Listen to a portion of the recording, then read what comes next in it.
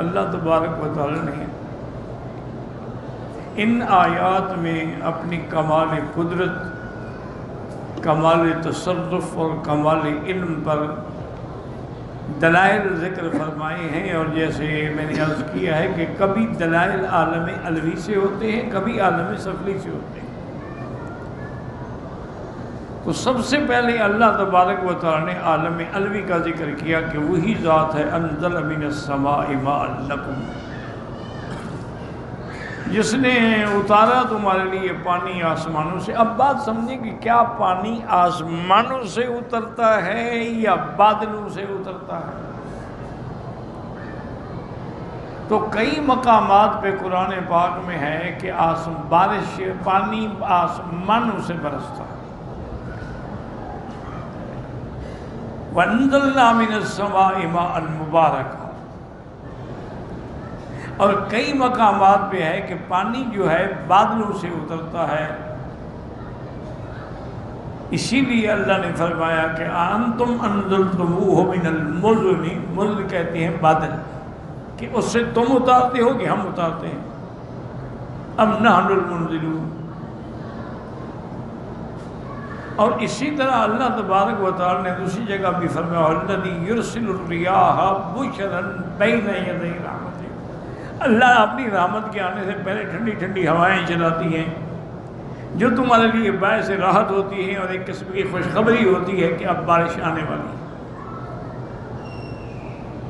حتی اذا اقلت سحابا ثقالا سقناہ الی بلد میت، جب وہ پانی سے بھر جاتے ہیں بادل تو پھر ہم ان کو اپنے حکم سے چلاتے ہیں کہ فلاں جگہ پہنچو جہاں زمین مردہ ہو گئی ہے، پھر اس زمین پہ پانی برسا کے ہم اس کو زندہ کرتے ہیں۔ تو اصل میں یہ تعارض نہیں ہے۔ دریا جو ہے ایک دریا اللہ کے عرش کے عین نیچے بھی ایک دریا ہے جو اس کی رحمت کی دلیل ہے، اور اللہ تعالیٰ کبھی چاہتے ہیں تو براہ راست وہاں سے بارش اتارتے ہیں۔ اور اسی طرح ہمیں قصہ نوح علیہ السلام میں بھی یہ بات ملتی ہے کہ جب نوح علیہ السلام نے دعا کی کہ اللہ اس قوم کو برباد کر دے، اب یہ ایمان لانے والے نہیں، اللہ نے حکم دیا ٹھیک ہے آپ کشتی تیار کریں، آپ کشتی میں بیٹھیں، اس بعد فرماتے ہیں فَفَتَحْنَا أَبْوَابَ السَّمَاءِ، ہم نے آسمان کے دروازے کھول دیے پانی کے لیے، اور زمین کو بھی حکم دیا کہ وَفَجَّرْنَا الْأَرْضَ عُيُونًا، کہ تم بھی چشمے نکالو اندر سے۔ فَالْتَقَى الْمَاءُ، جب وہ پانی دونوں مل گئے، آسمان والا بھی زمین والا بھی، لیکن اصولی طور پر تو یہاں تسنیہ ہونا چاہیے تھا فَالْتَقَى الْمَاءَانِ، یعنی آسمان کا پانی اور زمین کا پانی، لیکن اللہ فرمایا فَالْتَقَى الْمَاءُ، ایک پانی۔ علماء نے اس کے دو جواب دیے ہیں کہ پانی سے مراد جنس ہے، یا یہ فرمایا ہے کہ جب پانی مل گیا تب ایک ہو گیا، اور جب یہ دونوں پانی مل گئے تو اللہ کے حکم سے وہ طوفان آیا کہ اللہ امر قد قدر، جس کا فیصلہ تقدیر کر چکی تھی کہ پھر کچھ بھی نہ بچا علی وجہ الارض، سب دنیا غرق ہو گئی ہے، کیونکہ اس وقت اور کوئی دنیا ہی نہیں تھی، وہی قوم نوح تھی۔ تو اس لیے یہ بھی ثابت ہوا کہ اللہ اگر چاہتے ہیں تو آسمانوں سے بھی پانی اتارتے ہیں، اور اگر چاہتے ہیں تو پھر ہواؤں کو حکم دیتی ہیں، وہ دریاؤں سے اور سمندروں سے ان کے ابخارات لیتی ہیں اور اوپر جا کے جمع ہوتے ہوتے ہوتے بادل بن جاتے ہیں۔ پھر جب بادل پانی سے بھر جاتے ہیں پھر اللہ حکم دیتے ہیں فرشتوں کو، اور فرشتے اس کو چلاتے ہیں، اور اللہ کے حکم کے جا کے جہاں بھی حکم ہوتا ہے وہیں برساتے ہیں، اور اس کی مقدار بھی کوئی نہیں جانتا ماں سوا اللہ کے کہ کتنی بارش ہوگی، کہاں ہوگی، کہاں نہیں ہوگی۔ یہ جو موسمیات والے ہیں نا، یہ ایک اندازہ ہے، ظنی علم ہے، یہ قطعی علم نہیں ہے۔ وہ کبھی خبر دیں گے ٹھیک ہو جائے گی، کبھی خبر دیں غلط ہو جائے گی، لیکن اللہ کا فیصلہ تو غلط نہیں ہوتا۔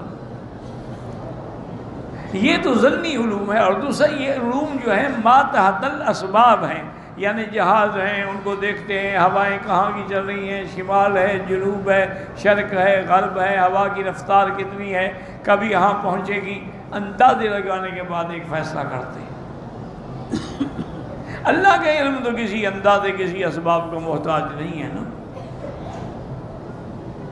اسی لیے اللہ نے فرمایا کہ ان اللہ عنده علم الساعة وینزل الغیث، بارش کا علم بھی اللہ کو۔ ابھی دیکھیں نا کبھی بادل بن جاتے ہیں، گرج ہے، چمک ہے، لیکن ایک قطرہ بھی نہیں گرتا، اور کبھی آسمان صاف ہے بالکل پتہ نہیں لگتا، بادل آ جاتے ہیں، برسات شروع ہو جاتی ہے۔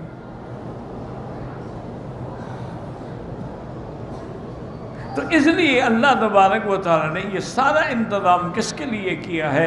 آسمان تیرے لیے، زمینیں تیرے لیے، پانی تیرے لیے، جہاز تیرے لیے، جانور تیرے لیے، صرف تو اللہ کے لیے۔ اللہ فرماتے ہیں کہ ہم جب پانی اتارتے ہیں تو اس سے تمہارے پینے کے بھی کام آتا ہے۔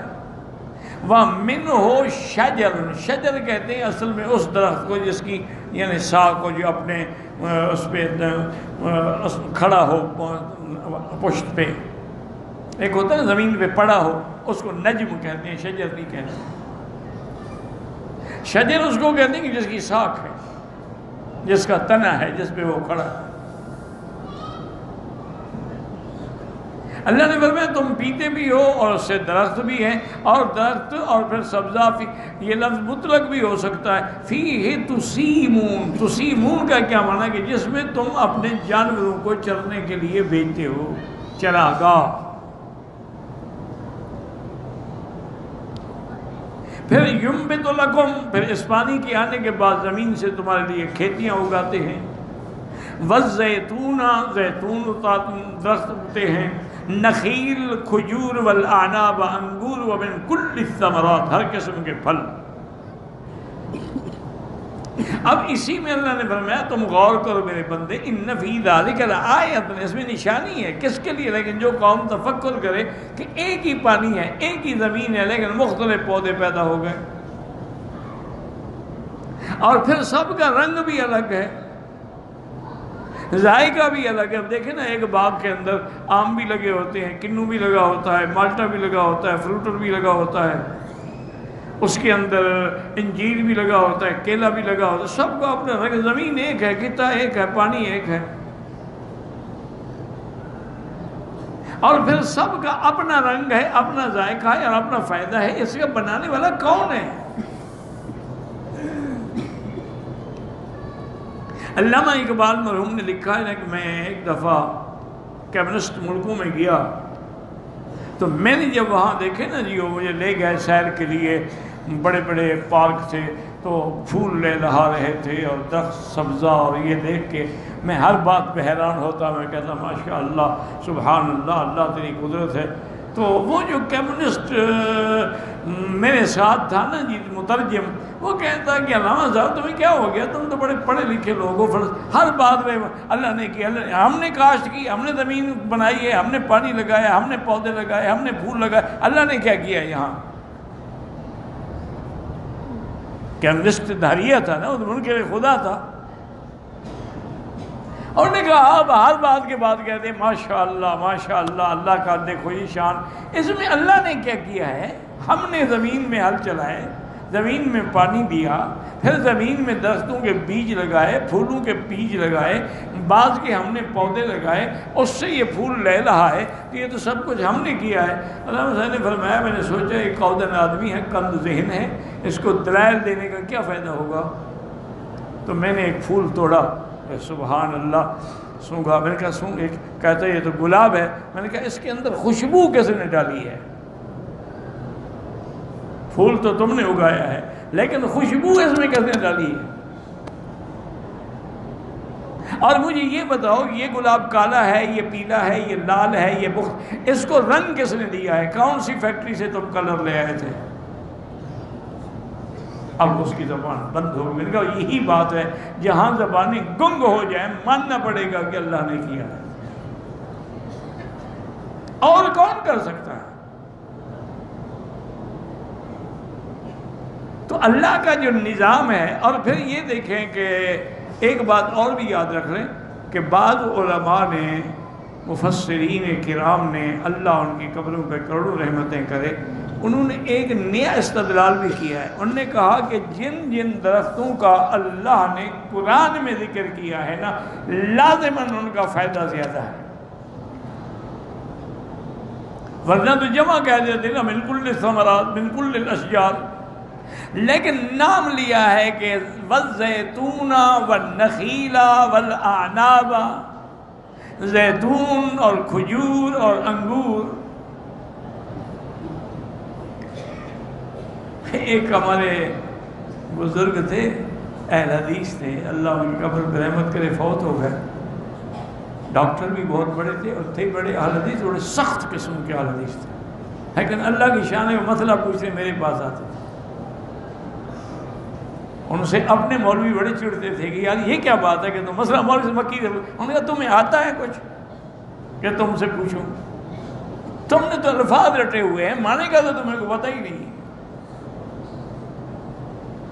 تو وہ جناب ہمیشہ یہ کہتے تھے کہ مکی صاحب، میں نے بڑی بیماریوں میں یہ تجربہ کیا ہے کہ انجیر کا ایک دانہ ہو اور زیتون کے 7 دانے ہوں. آدمی کھانے میں رکھ لے، ناشتے میں رکھ لے، کہیں رکھ لے.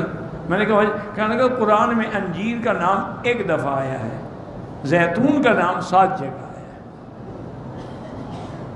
تو اس کا معنی یہ کوئی حکمت تو ہے نا پھر اس عدد میں کہ زیتون کو تو اللہ نے 7 دفعہ ذکر فرمایا ہے، اور والتین والزیتون اور انجیر کو 1 دفعہ ذکر کیا ہے.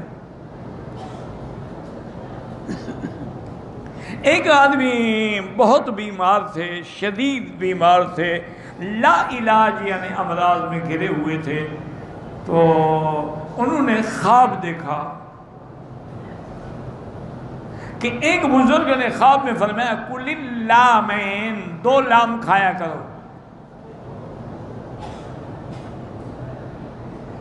اب وہ پریشان ہو گئے، یہ 2 لام کیا مانا؟ لام لکھ کے کھا جاؤں؟ وہ بڑا پریشان ہوا. تو اس زمانے میں محمد بن سیرین رحمۃ اللہ علیہ کا دور تھا، جو علم التعبیر میں امام تھے، خوابوں کی تعبیر دینے میں اپنے وقت کا امام تھا. ان کی بڑی کتابیں ہیں تعبیر الرؤیا پر. وہ ان کی خدمت میں آئے. انہوں نے کہا حضرت مجھے یہ تکلیف ہے، اس کا علاج نہ ڈاکٹروں کے پاس ہے نہ حکیموں کے پاس ہے، لیکن میں نے رات روتے روتے سویا تو خواب میں دیکھا کہ ایک بزرگ کہہ رہے ہیں اللہ کے بندے کل اللامین، 2 لام کھاؤ. اب میں پریشان ہوا تھا، میں 2 لام کہاں سے لے آؤں؟ میں پریشان ہونے کی کیا بات ہے، قرآن میں موجود ہے. حیران ہو گیا ہو. انہوں نے کہا کیسے؟ انہوں نے کہا زیتونۃ لا شرقیۃ ولا غربیہ، زیتون کا ایسا درخت ہے جو نہ شرقی ہے نہ غربی ہے. 2 لام ہے کہ نہیں ہے؟ لا شرقیۃ ولا غربیۃ. زیتون کھاؤ، زیتون کھاؤ اور زیتون کا تیل پیو، بس تیرا یہی علاج ہے. انہیں چند دن کیا ہوگا، وہ ٹھیک ہو گیا. تو ہر چیز میں انہوں نے کہا کہ جس کا ذکر اللہ قرآن میں فرمائے، اور اس کا معنی یہ ہے کہ اس کے اندر کوئی فوائد ہیں، منافع ہیں. تو اللہ نے یہاں زیتون کا اور نخیل کا اور اعناب کا، اعناب کہتے ہیں انگور. انگور ایک ایسا ثمر ہے جس کا فضلہ نہیں بنتا. یعنی آپ کوئی چیز کھائیں گے نا تو کیموس ہونے کے بعد پھر پخانہ بن کے نکلے گا نا. زیتون انگور نہیں بنتا، انگور حل ہو جاتا. یہ اس کی شان ہے. اور خاص طور پر انگور اگر طائف کا ہو تو سبحان اللہ. طائف جیسا انگور تو پوری کائنات میں نہیں ہے نا. اور ان کے بعد ایک جامع بات کر دی وَمِن كُلِّ الثَّمَرَاتِ، آگے فرمایا ان فی ذالک لآیۃ لقوم یتفکرون، آیا مانا دلالت ہے، حجت ہے اللہ کی وحدانیت پہ، لیکن ان قوم کو، ان لوگوں کے لیے جو فکر کرتے ہیں، جو سوچتے ہیں۔ اب فرماتے ہیں وَسَخَّرَ لَكُمُ اللَّيْلَ وَالنَّهَارَ وَالشَّمْسَ وَالْقَمَرَ وَالنُّجُومُ مُسَخَّرَاتٍ بِأَمْرِهِ، تمہارے لیے ہم نے رات کو اور دن کو تابع کیا، سورج، چاند، ستارے سب اللہ کے حکم سے تیرے لیے ہیں، کہ کبھی اگر صرف دن ہو تو تم تنگ آ جاؤ گے، صرف رات ہو تو تب بھی تم تنگ آ جاؤ گے۔ اسی لیے قرآن کہتا ہے قُلْ أَرَأَيْتُمْ إِنْ جَعَلَ عَلَيْكُمُ اللَّيْلَ سَرْمَدًا إِلَى يَوْمِ الْقِيَامَةِ مَنْ إِلَٰهٌ غَيْرُ اللَّهِ يَأْتِيكُمْ بِضِيَاءٍ، اگر اللہ رات بنا دیں، صرف رات رہے، کون ہے جو دن کو لے آئے گا؟ اور اگر اللہ دن بنا دے تو کون ہے جو رات کو لے آئے گا؟ یہ تو اس کا نظام ہے کہ کبھی دن ہے، کبھی رات ہے، اور دن تیرے کام کے لیے ہے اور رات تیرے آرام کے لیے ہے۔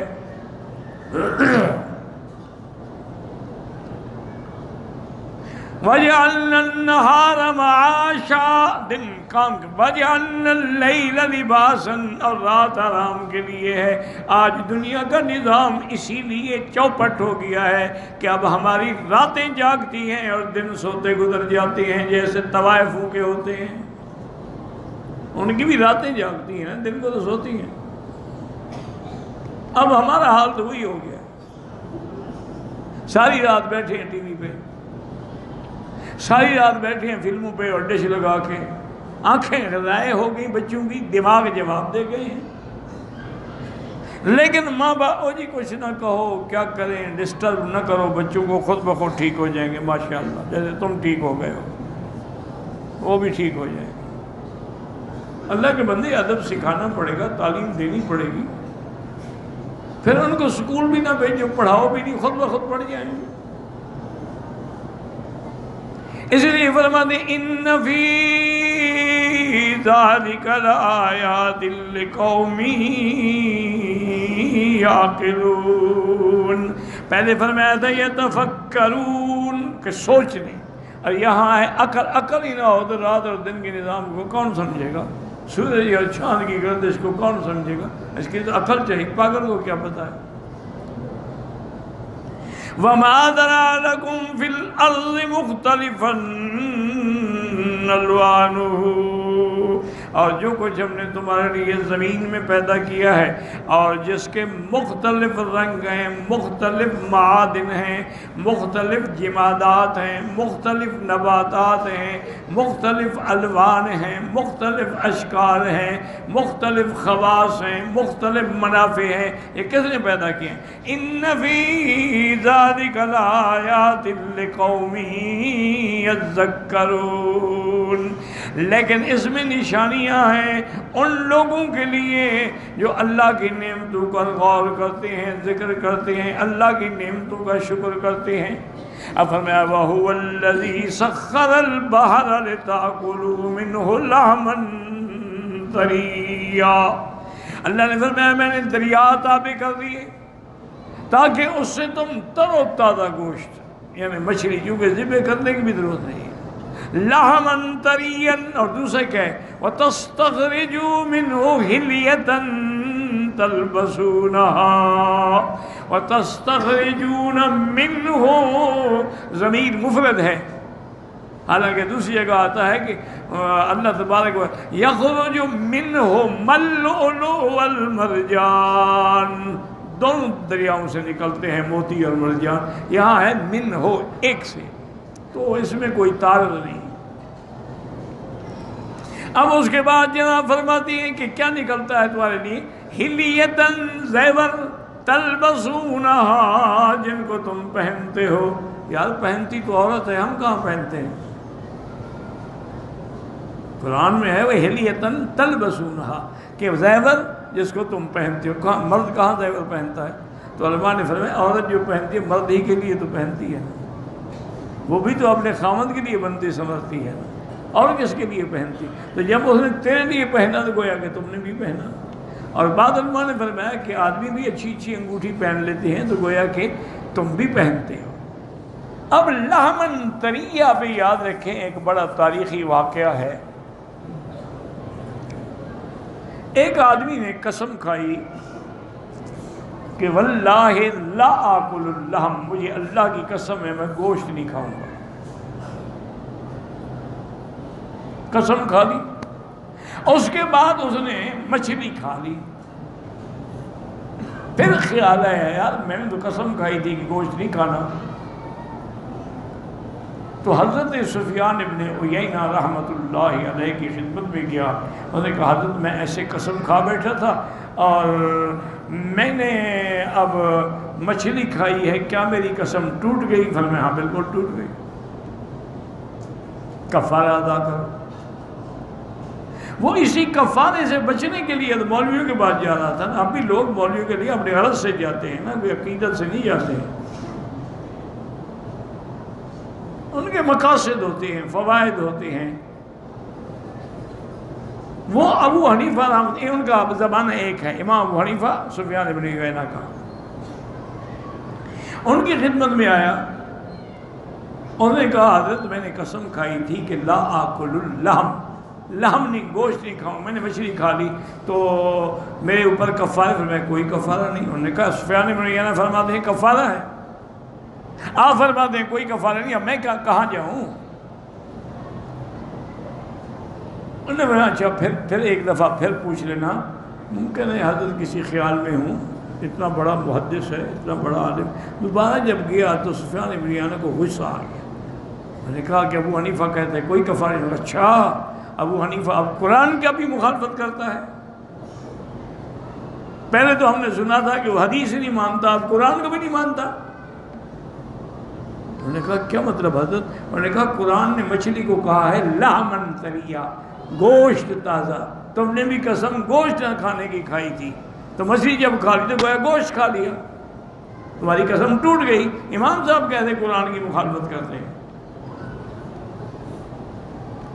وہ بندہ پھر آ گیا امام صاحب اور نے کہا جی حضرت ناراض ہو گئے. وہ کہتے ہیں ابو حنیفہ خالف کتاب اللہ، اللہ کے قرآن کی بھی مخالفت کرتا ہے. انہوں نے کہا کیا میں نے مخالفت کی؟ انہوں نے کہا قرآن میں نہیں ہے لحمن طریہ. انہوں نے کہا ٹھنڈے ہو جاؤ اور ناراض نہ ہو، 2 دن کے بعد آنا، ابھی کفارہ نہ دینا. اس کے تو پیسے بچ رہے تھے نا. انہوں نے کہا ٹھیک ہے 2 دن صبر کر لیں گے. وہ 2 دن کے بعد ہے. انہوں نے کہا اس آدمی کو لے جاؤ، تم دور بیٹھے رہنا، یہ جا کے حضرت سے سوال کرے گا کہ حضرت میں نے قسم کھائی تھی کہ واللہ لا انام علی الفراش، کہ میں خدا کی قسم بستر پہ نہیں سوؤں گا، لیکن میں زمین پہ سو گیا تو کیا میری قسم ٹوٹ گئی؟ اس نے آ کے حضرت سے مسئلہ پوچھا. انہوں نے کہا نہیں ٹوٹی، تم نے قسم کھائی تھی بستر پہ نہیں سوؤں گا، تم تو مٹی پہ سوئے ہو. انہوں نے کہا جی قرآن تو کہتا ہے الذی جعل لکم الارض فراشا، ہم نے زمین تمہارے لیے بچھونا بنایا ہے، تم قرآن کی مخالفت کر رہے ہو. کہنے لگا اچھا رحم اللہ ابو حنیفہ، اللہ ابو حنیفہ پہ رحمت کرے، یہ اس نے تمہیں سکھایا ہے، تمہارا عقل نہیں ہے. بہرحال ابو حنیفہ حق پہ تھا، اس نے ٹھیک کہا ہے. تو امام صاحب نے کہا اللہ کے بندے، جو آدمی قسم کھاتا ہے وہ عرف عام کے مطابق قسم کھاتا ہے.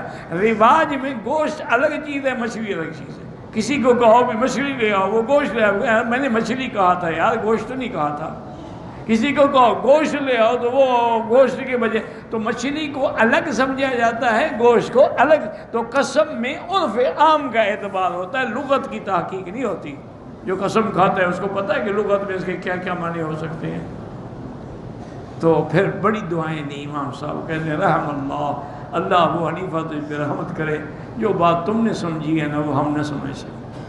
وَلَحْمًا طَرِيًّا تَسْتَخْرِجُوا وَتَسْتَخْرِجُوا مِنْهُ حِلْيَةً تَلْبَسُونَهَا وَتَرَى الْفُلْكَ مَوَاخِرَ فِيهِ اور دیکھیں کشتیاں مواخر کا معنی ہے جو اپنے آگے سے اپنے منہ سے پانی کو چیرنے والی ہے، چونکہ یہ کشتی جو ہے نا اس کی شکل اگر آپ کبھی غور کریں نا اللہ کی قدرت سے، یہ جب پرندے کی شکل پہ ہے، جیسے پرندہ سینے کے زور سے اڑتا ہے نا ہواؤں کو چیرتا ہے، اس کی شکل بھی آگے ایسی ہوتی ہے تاکہ یہ پانی کو چیر سکے۔ وَلِتَبْتَغُوا مِن فَضْلِهِ، تاکہ اللہ تبارک و تعالیٰ کا فضل حاصل کرو، سفر کرو، تجارت کرو، کاروبار کرو، وَلَعَلَّكُمْ تَشْكُرُونَ، اور اللہ کی نعمتوں اور احسان کا شکر ادا کرو۔ وَأَلْقَى فِي الْأَرْضِ رَوَاسِيَ أَن تَمِيدَ بِكُمْ وَأَنْهَارًا وَسُبُلًا لَعَلَّكُمْ تَهْتَدُونَ۔ اللہ فرماتے ہیں ہم نے زمین میں بوجھ رکھ دیے، کیا معنی؟ پہاڑ رکھ دیے۔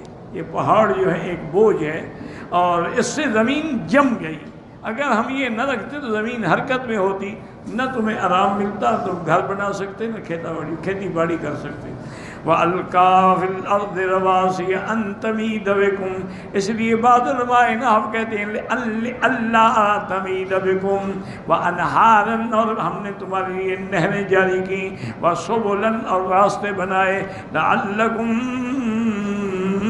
تَهْتَدُونَ، تاکہ تم صحیح مقام پہ پہنچ، وعلامات، اور اپنی قدرت کی نشانیاں اور تمہیں منزل پہ پہنچانے والی نشانیاں، وبالنجم ہم یہتدون، دن کے اندر ہم نے پہاڑ بنائے ہیں، درخت بنائے ہیں جو نشانی ہیں، اور رات کو ہدایت کے لیے ستارے چمکائے ہیں کہ اگر تم اندھیری رات ہے سمندر میں بھٹکے ہوئے ہو تو ستاروں پہ نظر ڈال کے سمت متعین کرو۔ اور پھر اللہ چیلنج کرتے ہیں کہ افمن یخلق کمن لا یخلق، وہ ذات جس نے یہ سب کچھ پیدا کیا اور وہ جس نے کچھ بھی پیدا نہیں کیا برابر ہے؟ جن کو تم نے حاجت روا اور مشکل کشا بنا رکھا ہے ان نے تو کبھی مکھی بھی پیدا نہیں کی۔ جن کی تم نظر نیاز دیتے ہو، منتیں مانتے ہو، قبروں پہ جا کے سجدے کرتے ہو، ان نے تو کبھی مکھی بھی پیدا نہیں کی۔ تو جس نے ساری کائنات بنائی اور اس کے مقابلے میں یہ جن نے کچھ نہیں بنا، ان کو تم نے برابر بنا رکھا ہے کہ اس کا بھی سجدہ، اس کا بھی سجدہ، اللہ کی بھی منت، پیر کی بھی منت۔ افلا تذکرون، کیوں نہیں تم نصیحت پکڑتے؟ وَإِن تَعُدُّوا نِعْمَةَ اللَّهِ لَا تُحْصُوهَا، اللہ کی نعمتیں اتنی ہیں اگر گننا چاہو تو تم گن بھی نہیں سکتے ہو۔ تمہارے اپنے بدن میں دیکھو کتنی اللہ کی نعمتیں ہیں، کہیں بال رکھے ہیں، کہیں آنکھیں رکھی ہیں، کہیں ناک رکھا ہے، کہیں قوات خمسہ رکھے ہیں، کہیں قلب رکھا ہے، کہیں دماغ رکھا ہے۔ یہ سب نے کس نعمت کا شکر کرو گے یا جھٹلاؤ گے؟ ان اللہ لغفور رحیم، معنی یہ ہے کہ تم ان نعمتوں کے بعد بھی اللہ کا شکر نہیں کرتے ہو اور غیروں کو سجدے کرتے ہو۔ یہ تو وہ مہربان ہے، رحمت کرنے والا ہے، ورنہ تو ساری دنیا کو ہلاک کر دیں۔ واللہ اعلم۔